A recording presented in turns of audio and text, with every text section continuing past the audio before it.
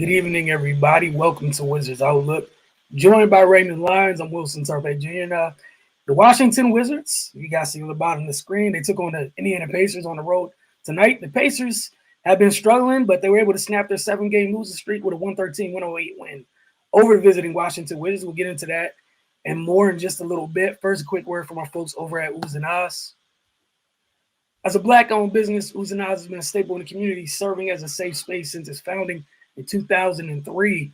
Join us and experience food for your soul. Visit oozandahs.com to see the menu for hours and more. Order from the Georgia Avenue location today.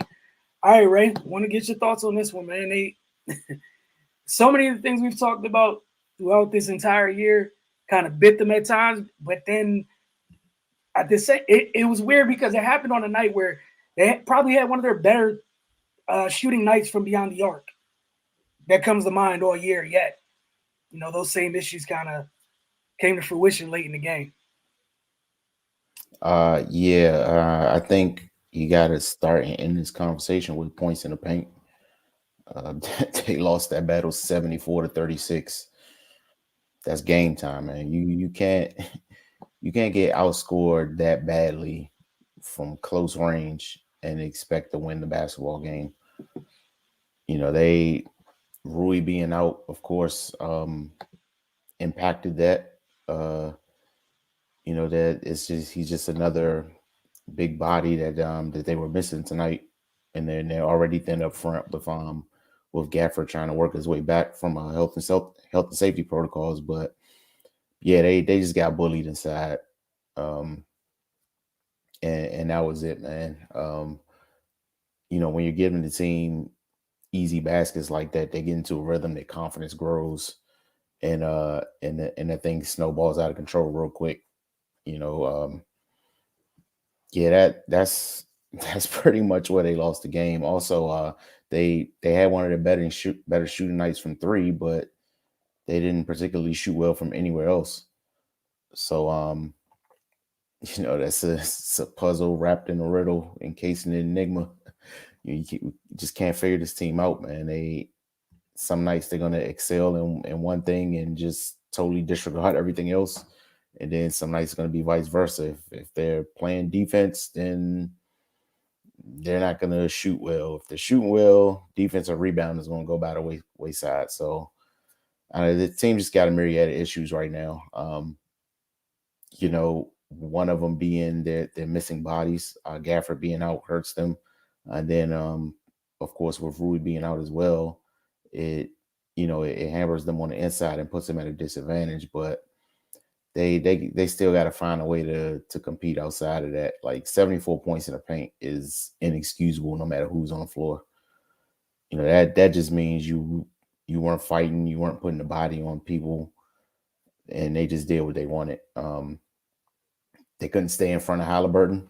He got into the lane, did whatever he wanted, and created for other people. So it was just too easy at times, and when things get like that with an NBA team, it's going to be hard to fight your way out of that, especially when you're not clicking on all cylinders.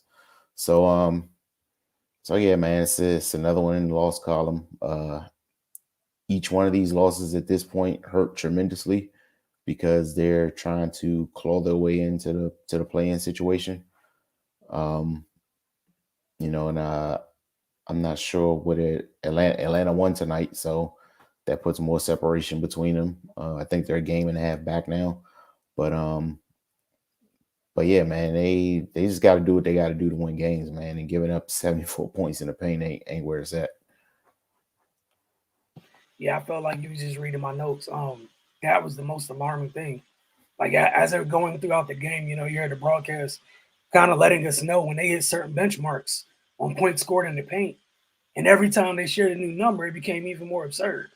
And again, it's DeMontis isn't there. Miles isn't playing. Like you don't even have the excuse of they were throwing the ball down to an all-star caliber big. Like you said, Halliburton spent the whole night in the paint. Then when he came out the game, Lance Stevenson was like, I'm gonna go put 2 feet in the paint. And then I want to give credit to Brissett, Taylor, all those guys moving up without the basketball, understanding that if their distributors got in the lane, all I got to do is move. They're going to find me. And I mean, Taylor, we'll get to him in a little bit. I mean, he scored all his points in the second half and made a living off just cutting. Wasn't doing anything spectacular. Just, hey, Tyrese, you're there. You're drawing too. I'm going to cut back door real quick. Oh, no, my guy's ball watching. They land, so I'm cutting back door. Let me crash weak side for this offensive glass, for this offensive rebound, rather. Like, it was tough. And in the immortal words of Baron Mordo from Doctor Strange, the bill comes due. You can't play that bad on defense, and good things happen. At some point, you're gonna pay for it. And this was a game again. Like, you wasted one of your better nights shooting the ball from three because you couldn't stay in front of everybody. The bill came due, and clearly, you didn't have money to pay for it because 74 freaking points in the paint. And man, like, I'd love to get to another number, but that's disturbing. Again, so as much as they got in the paint, right?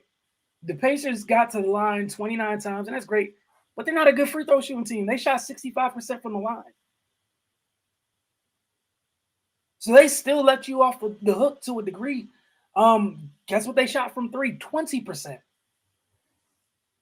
They were just beating you over the head with one weapon the entire time.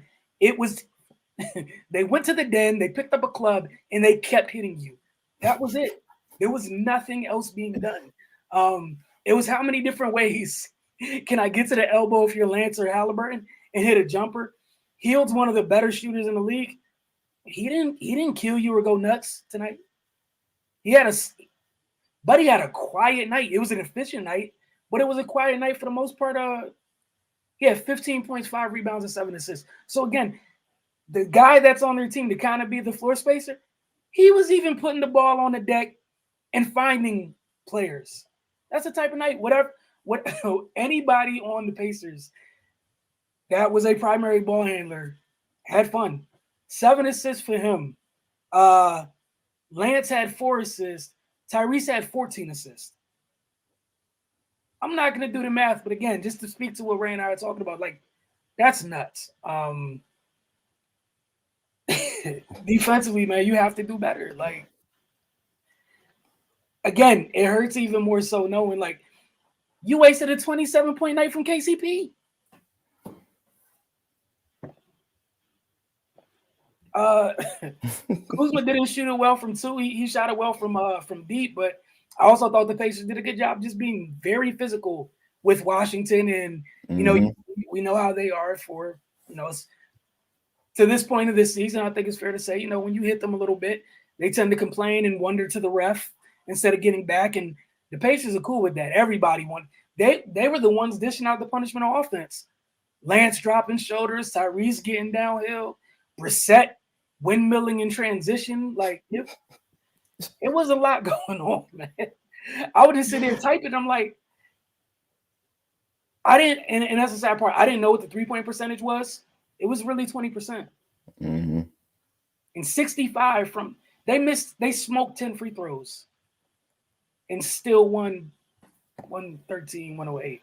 So, you have anything else you want to add in terms of the game, or you want me to go ahead and get to that? The most obvious part of this broadcast. Yeah, we can move on. Okay. Halliburton. He just acted like nobody was in front of him all night. Like it was honestly embarrassing. Like, he literally looked like he was going through cone drills. Like, he got the ball, sized up the defender, got past him, finished, or found somebody else. And yeah, once he started, it wasn't nothing anybody on the Wizards could do. Yeah, same for me. He did whatever he wanted from opening tip until the clock hit triple zeros, where it was elbow jumpers, step back threes, and he left some on the table as far as the step back threes go. But he was getting into the lane. He was picking apart that defense. I know he had 4 turnovers, but I'm not going to get mad at you when you have 14 assists. to go with the 14 assists, 4 turnovers. I'm not going to get. I can't really complain. The 5 rebounds, the 21 points. It was. You see why they made that trade. Like you see why Mhm. people were like, they gave up Halliburton.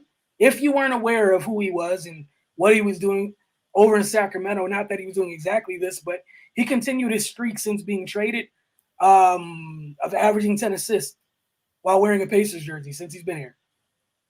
It's absurd. This one's a little bit more interesting. Possibly, we'll see. Um, I had Tristan Thompson.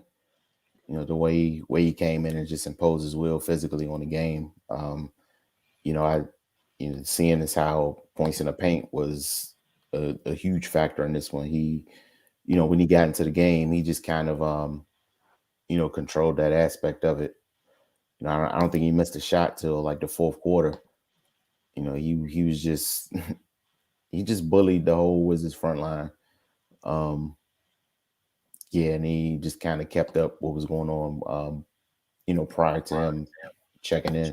So yeah, man, he he was able with Halliburton's assault, he was able to complement that and keep the Pacers foot on the Wizards' neck. And what a night for him. He plays a pivotal role in beating the Wizards and then goes from the Pacers to a different Eastern Conference team. He's now going to be a member of the Bulls. Really weird. Maybe that's why he was laughing and having such a great night. Going from a team going one direction to a team going another direction in the East.